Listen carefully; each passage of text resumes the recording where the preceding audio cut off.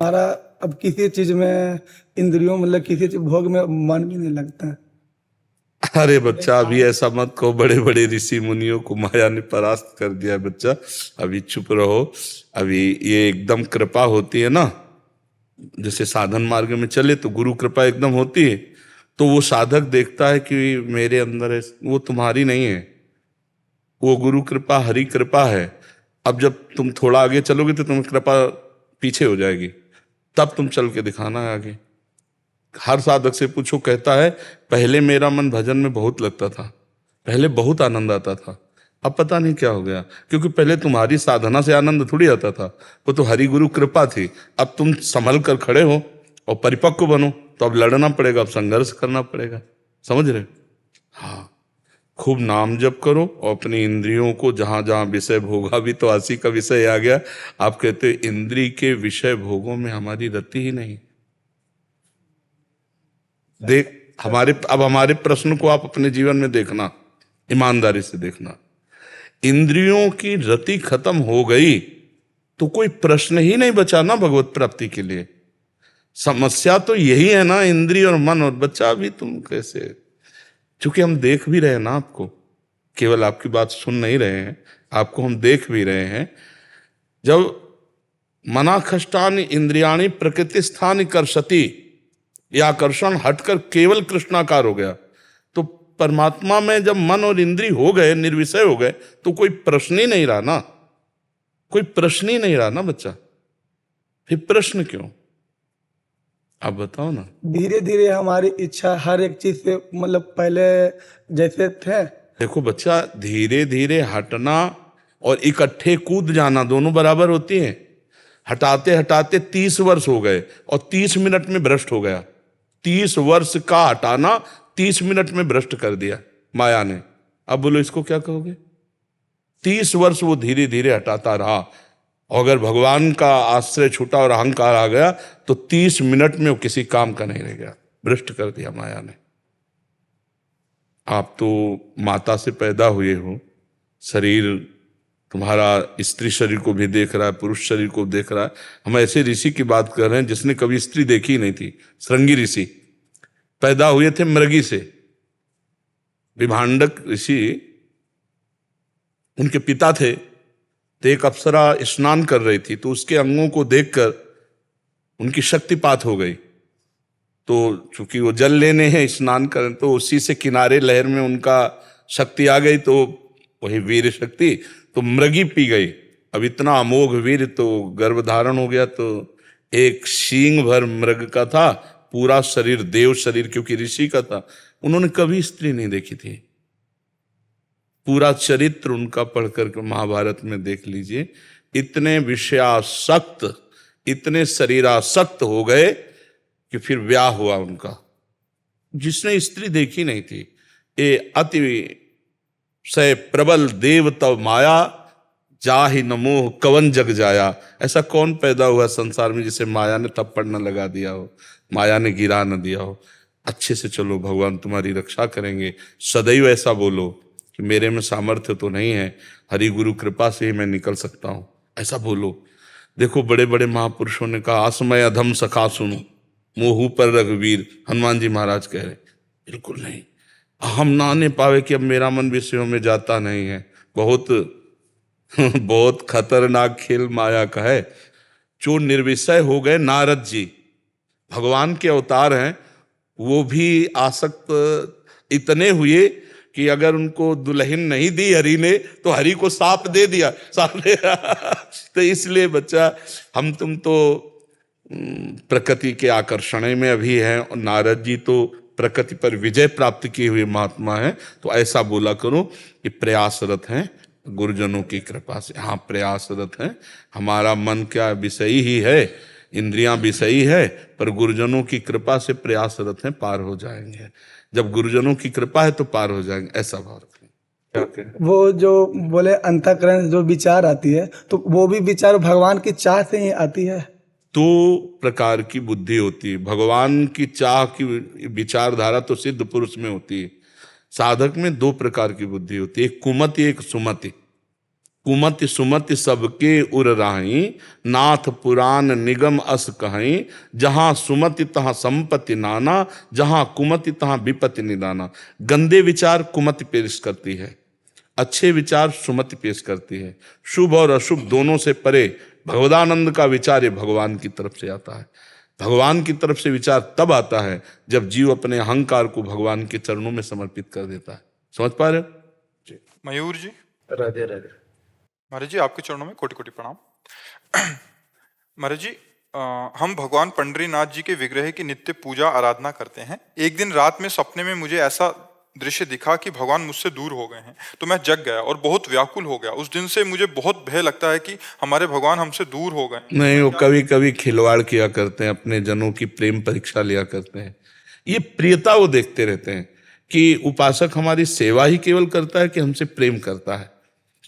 अगर हम स्वप्न में भी उनका वियोग या उनका जरा भी हानि नहीं बर्दाश्त कर पा रहे हैं तो जागृत की क्या होगी। वो अब इस भाव में अपने मंगल की कामना नहीं रहती, अपने प्राण प्यारे प्रभु का उनको दुलार करना है, हर समय उनकी सेवा में रहना है। तो श्री विग्रह जो अर्चना अवतार भगवान का है, ये विग्रह अवतार जो है ये आसक्ति पूर्वक है। हम इनकी सेवा करें और इतने आसक्त रहें। इस समय हमारे प्रभु को प्यास लगी होगी, इस समय प्रभु को भूख लगी होगी, इस समय प्रभु को शयन कराना है, इस समय तो ये जो भावना है ये अजित को जीत लेती है, भगवान को जीत लेती है।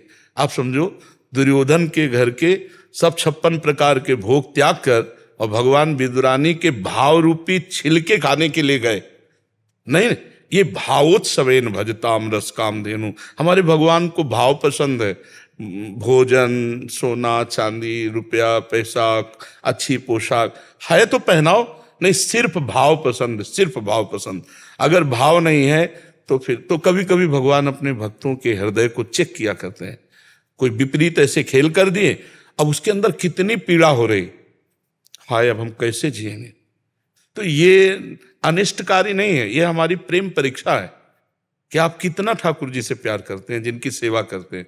अनिष्टकारी तो अब हमारा अनिष्ट तो कोई कर ही नहीं सकता, अनिष्ट तो हो ही नहीं सकता है, अब अनिष्ट नहीं हो सकता। हम भगवान के शरणागत हैं, हम भगवान के अनिष्ट कैसे हो सकता है। अनिष्ट भी हमारे पास आएगा तो मंगल करके जाएगा, मंगल करके नहीं जाएगा। अनिष्ट भी आएगा तो मंगल करके जाएगा। अनिष्ट है ना, किडनी फेल है, लेकिन वो हर समय मुझे सावधान रखती है, हर समय कभी भी शरीर छूट सकता है। निरंतर नाम जप करो, निरंतर मंत्र जप करो, चलो सेवा करो, ये शरीर तो जाएगा ही जाएगा। तो हमारे लिए अनिष्ट भी आएगा तो हमारा मंगल करके ही जाएगा, मंगल तो हो ही नहीं सकता। हमारे और संसार के बीच में भगवान की कृपा रूपी मशीन लगी है, उधर से जितना मंगल आएगा कृपा उसे फिल्टर करेगी और इधर मंगल हो जाएगा और मंगल वापस लौट जाएगा। कभी भक्त को नहीं सोचना चाहिए किसी भी क्रिया में, ये प्रियता की बात है, ये प्रियता की परीक्षा है। मान लो ठाकुर जी के भवन में आग लग गई दीपक से, किसी कारण से ठाकुर जी के पूरे भवन में आग। अब वो उपासक सोचे हमारा मंगल, तो क्या अग्नि स्वरूप भगवान नहीं है क्या?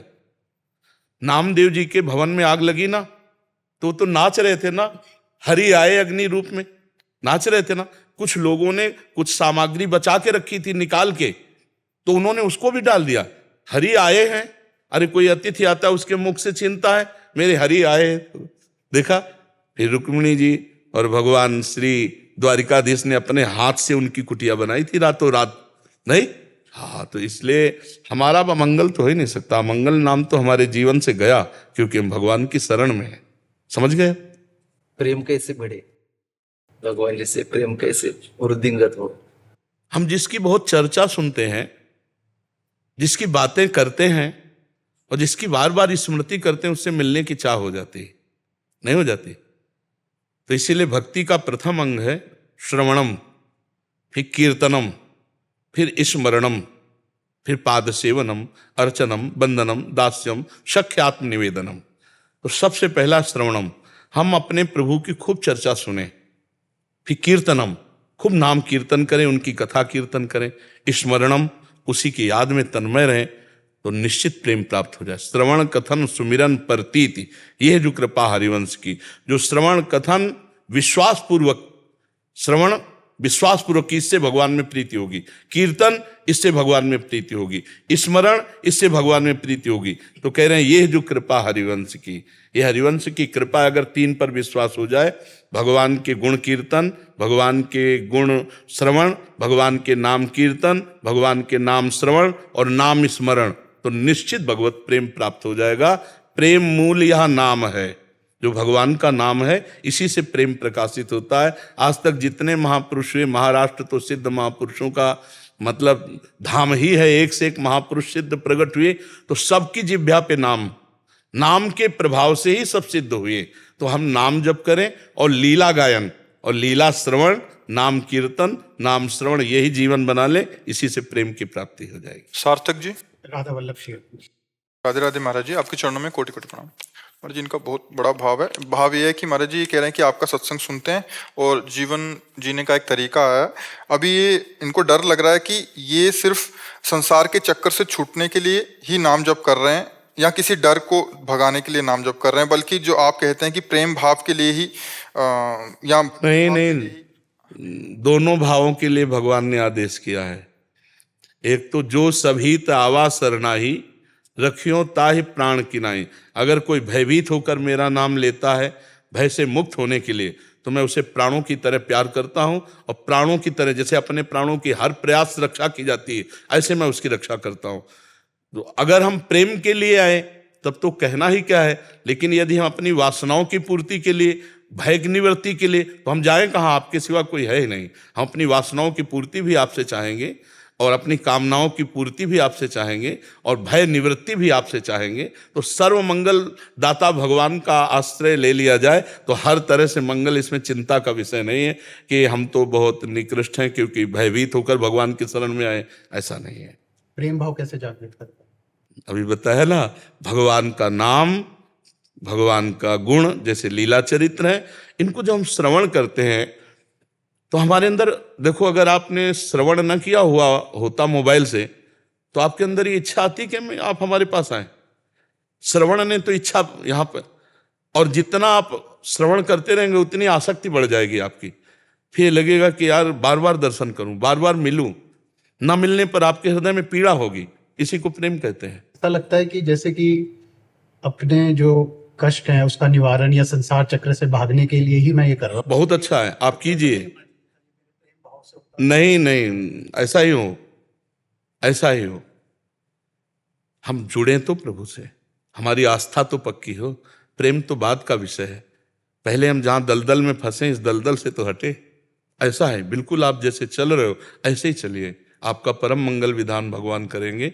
और प्रेम तो अपने आप हो जाएगा, जैसे जैसे आपका विश्वास दृढ़ होता जाएगा, जैसे जैसे उनकी कृपा अनुभव होती है, वैसे वैसे रोना आने लगेगा।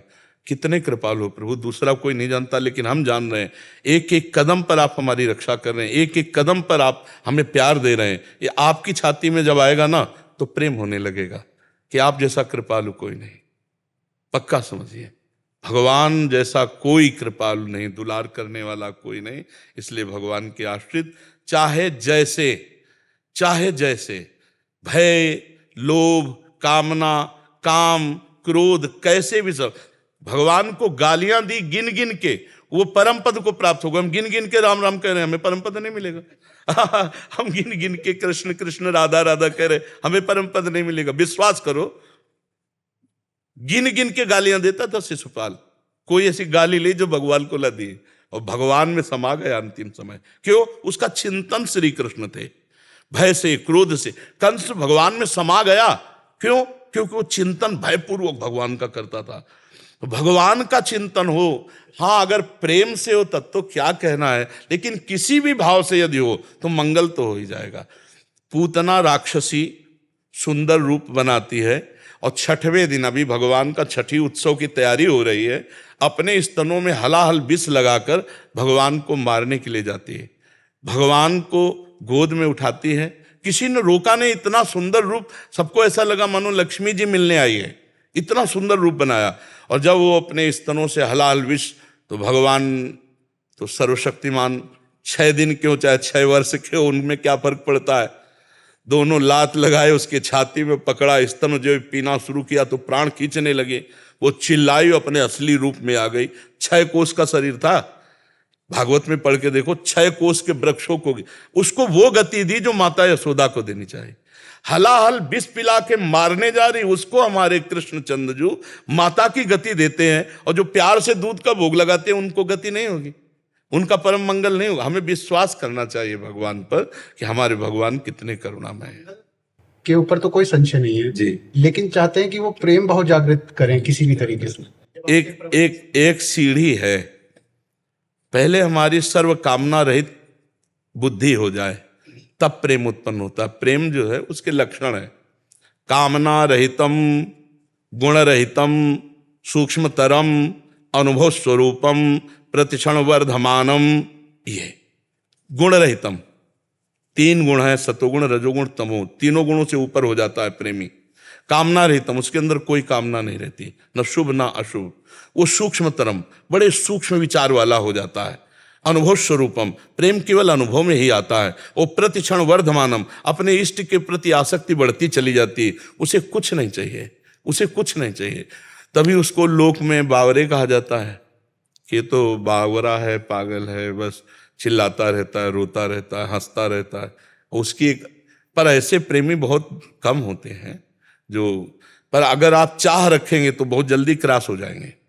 ये जो कामनाओं की भीड़ है, ये जो नाना प्रकार की भय वृत्तियाँ हैं, लोभ वृत्तियाँ हैं, सम्मान वृत्तियाँ हैं, इनको भगवान जल्दी क्रॉस करवा देंगे और वो स्थिति दे देंगे। उन्हीं के ऊपर रखो, वो बहुत बड़े डॉक्टर हैं, जहाँ जहाँ दवा चाहिए वहाँ वहाँ वो दवा दे देंगे।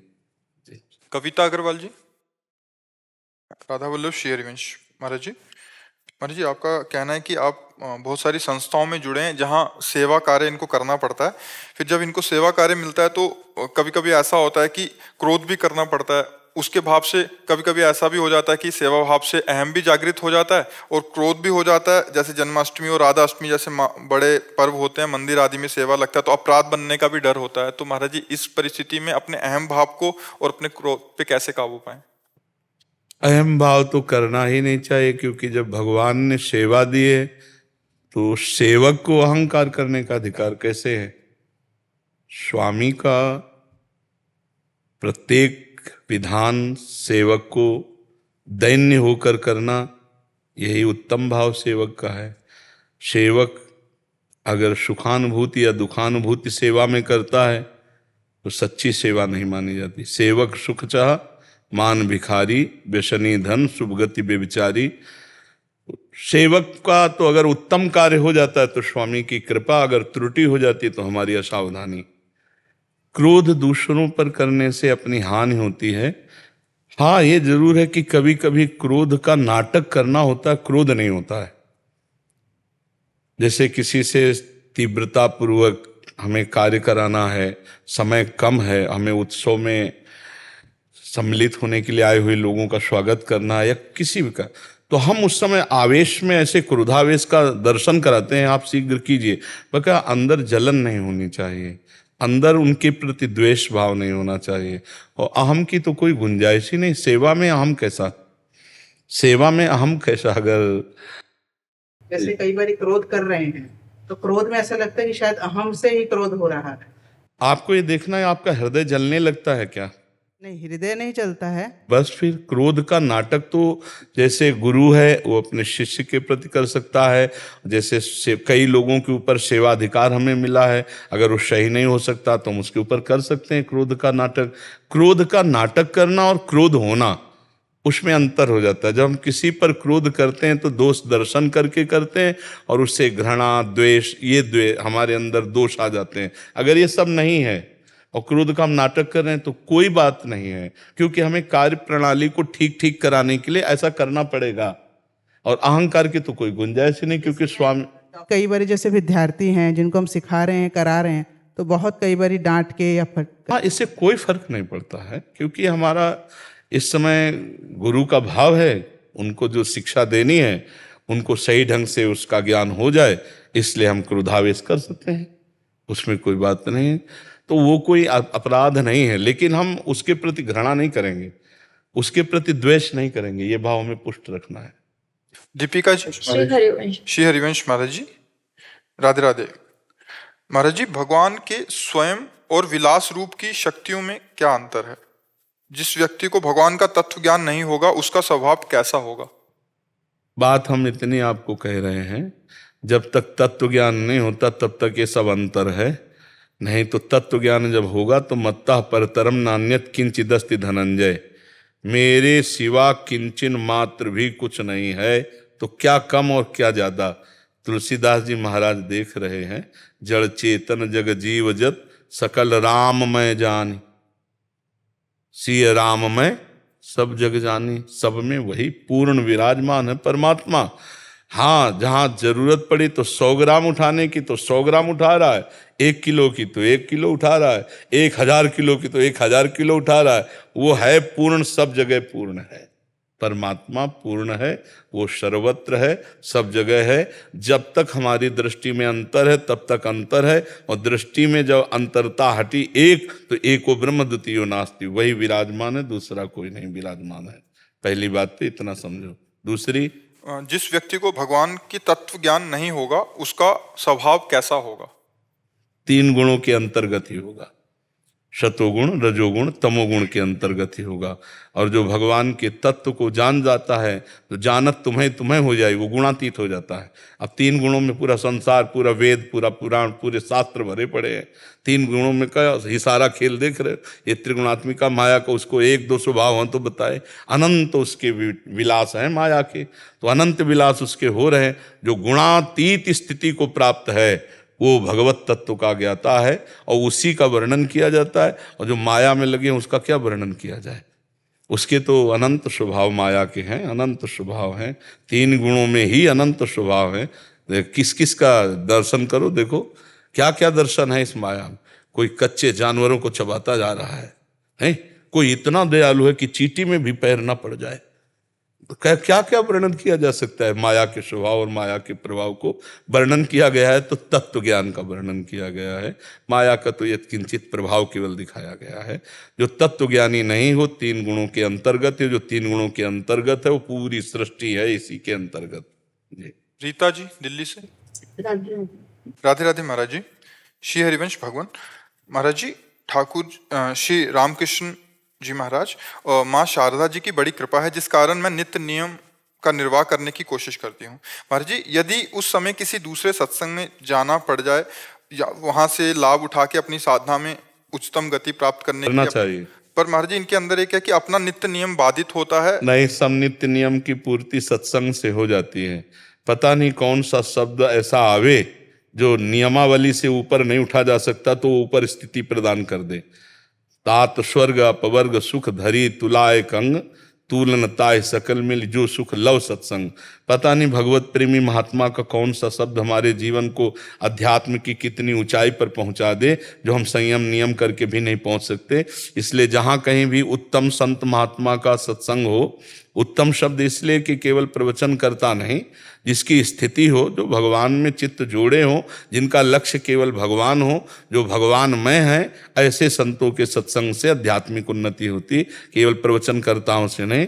जो सत्य वस्तु है, तो सत्य वस्तु में जो स्थित है वही उसका वर्णन कर सकता है। तो हमें तो लगता है कि जरूर सत्संग सुनना चाहिए। इनका भाव एक ऐसा भी था कि तुलसीदास जी भी कहते हैं, महाराज जी कहते हैं कि बने तो रघुवर ते बने या बिगड़े तो बुरे। तो सत्संग किसका होता है? माया का होता है क्या? रघुवर का नहीं होता क्या? सत्संग माया का होता है क्या? जैसे कोई जिस संप्रदाय का या जिस भावना से पुष्ट महात्मा, जब भगवान सत्य से जुड़ा हुआ महात्मा बोलेगा तो संप्रदाय की सीमा में बंधा नहीं होता। जो भगवत प्राप्त महात्मा होता है वो संप्रदाय की सीमा में बंधा नहीं होता। उससे सबको लाभ होगा, उससे सबका मंगल होगा। पर ये छोटी छोटी मेड़ों में अपने लड़ाई झगड़ा, इससे लाभ नहीं होता। ये सब अलग बात है। जो तत्वज्ञानी महात्मा है उसका किसी का मंगल नहीं होना, वो हर संप्रदाय का है। आप किसी सिद्ध महापुरुष की बात उठा के देखो और किसी संप्रदाय का कोई उसे काट सके तो हमें बताओ। तो जो भगवत प्राप्त महात्मा है, हम वही कह रहे हैं, जो सत्य से जुड़ा हुआ महात्मा है, उसके वचन सुनने से मंगल ही होता है। उसमें हमारे इष्ट या हमारी आराधना में कोई फर्क नहीं पड़ेगा जब हम उसके सुनेंगे, अन्य नहीं। इसीलिए हमने पहले कहा प्रवचन करता नहीं, जो संत भगवान में जुड़ा हुआ है। अब जैसे वो राम जी की महिमा गा रहा है, और हमारी स्थिति है श्याम जी में, तो हम हर बात राम जी के श्याम जी में जोड़ते चले जा रहे हैं, कोई परेशानी नहीं है उसमें। कौशल किशोर ठाकुर जी। जी ऐसे ऐसे राधे। महाराज जी राधे राधे। महाराज जी मैं वर्तमान में पूज्यपाद ब्रह्मलीन संत स्वामी श्री शरणानंद जी मानव सेवा संघ की वाणी का अध्यापन करता हूँ। आपके प्रवचन भी स्वामी जी की भांति मानव दर्शन एवं जीवन विज्ञान पर आधारित हैं। जब आपको सुनता हूँ तो लगता है कि मानव सेवा संघ की ही वाणी सुन रहा हूँ। महाराज जी आपकी वाणी से बहुत लाभ हुआ है, ऐसा इनका। हाँ, इन्हीं महापुरुषों की जूठन बोलते हैं, अपनी तो कुछ वाणी है नहीं। जो संतों के चरणों में बैठकर आराधना हुई और वही जो अंदर से बुलवाते हैं वही बोलते हैं।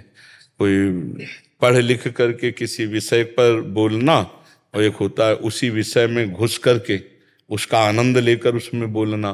तो इन्हीं संतों के चरणों का आश्रय लिया तो इन्हीं संत जन अंदर आकर वाणी के रूप में स्फुरित हुए, वही जगत मंगल कर रही, वही आप लोगों का मंगल कर रही।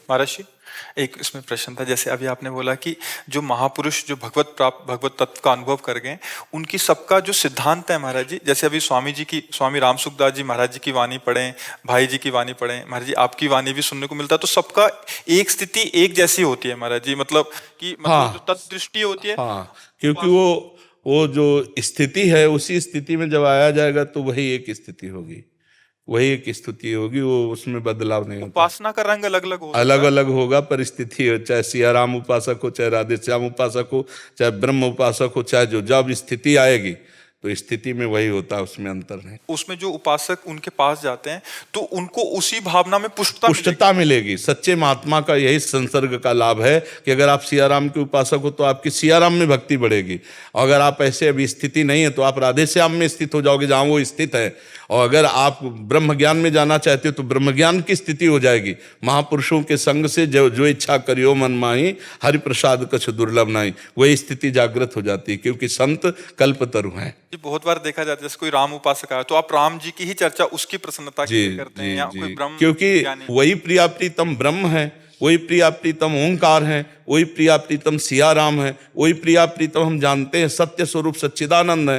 तो जो जहां का है हम वही वर्णन करते हैं, तो हमारे ही प्रिया प्रीतम को वर्णन हो रहा है, कोई अंतर नहीं है। राम में हमारे श्यामा श्याम विराजमान है, राम में राधा और माँ में माधव, राधा माधव दोनों विराजमान है। हम राधा माधव कहते हैं तो राम राम कहते हैं, राम राम कहते हैं तो राधा माधव कहते हैं, वही प्रभु के नाम, कोई अंतर नहीं है। केवल भेद है संसार का, संसार का राग मिट जाए, गंदे आचरण मिट जाए, पापाचरण मिट जाए, ये खास बात है। और आगे वो उन्नति जब अध्यात्म की होती तो एक है वो परमात्मा, वो 100-200 नहीं, वो एक है, उसके नाम अनंत है, उसके रूप अनंत है, उसकी लीला अनंत है, उसकी महिमा अनंत है। गुड्डू कुमार जी बिहार पटना से। राधे राधे। राधे राधे महाराज जी, आपके चरणों में कोटि कोटि प्रणाम।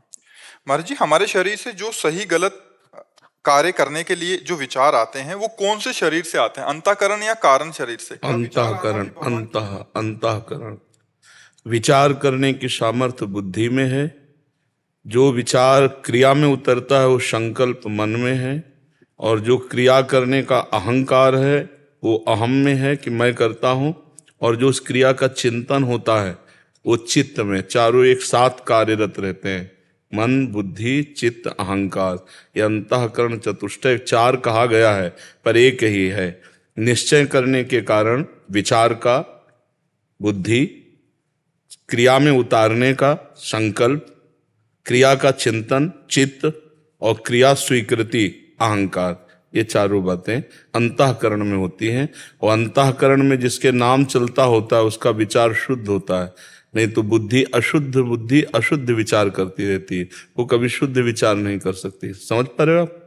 जी महाराज जी इनका एक और प्रश्न है कि महाराज जी जितनी आप सत्संग करते हैं श्री जी एवं गुरु के प्रति अनन्य आश्रित प्रेम भावना बात भी होती है, उसमें उतना हमसे अभी बन नहीं पा रहा, जबकि आपका दिया हुआ राधा नाम निरंतर जप करने का क्योंकि अभी आपका लक्ष्य नहीं बना है। एक क्षण भी हम पीड़ा में नहीं रहते, भयंकर पीड़ा है शरीर में। क्यों? क्योंकि हमारा लक्ष्य प्रभु है, तो कोई भी हमें परास्त नहीं कर सकता। तुम्हारा तो स्वस्थ शरीर है, आनंद पूर्वक प्रभु में स्थिति करने के लिए लक्ष्य दृढ़ नहीं हुआ, फिर बात। हमारा लक्ष्य दृढ़ है महाराज। अभी दृढ़ नहीं हुआ ना, आपने माना है दृढ़ हो जाएगा तो उसकी पहचान है। नहीं खान पान ते भावे है, नहीं कोमल वसन सुहावे है, सब विषय लगे ते खारा है, हरि आशिक का मग न्यारा है। हरि का जो आशिक है वो तो ब्रह्मादिक के भोग सब विषम लागत ताहि, नारायण ब्रजचंद की लगन लगी है जाए। जिसको ब्रजचंद श्री हरि की लगन लग गई उसको ब्रह्मादिक के भोग विष के समान लगते हैं। यहाँ तो सांसारिक भोगों में गिर जाओगे बच्चा, गिरे हुए हो।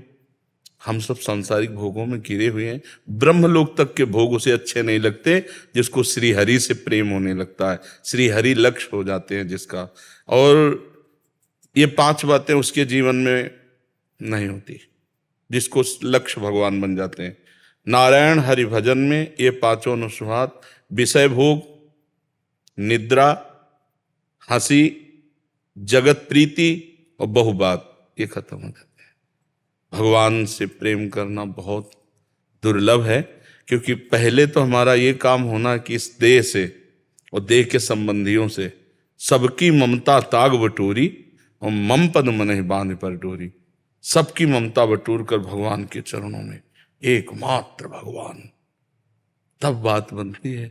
अभी तो हम जैसे हाथ पे हाथ रखे बैठे हैं और चाह कर रहे हैं कि खेती हमारी बहुत अच्छी उदय और उसमें हम बहुत अन्न प्राप्त करें, तो फिर हमको हाथ से हाथ हटाकर मेहनत करनी होगी, हमको कर्तव्यशील होना पड़ेगा।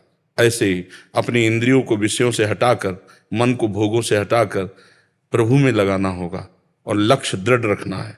चाहे दुख आवे चाहे सुख, वीर तुम बढ़े चलो, धीर तुम बढ़े चलो।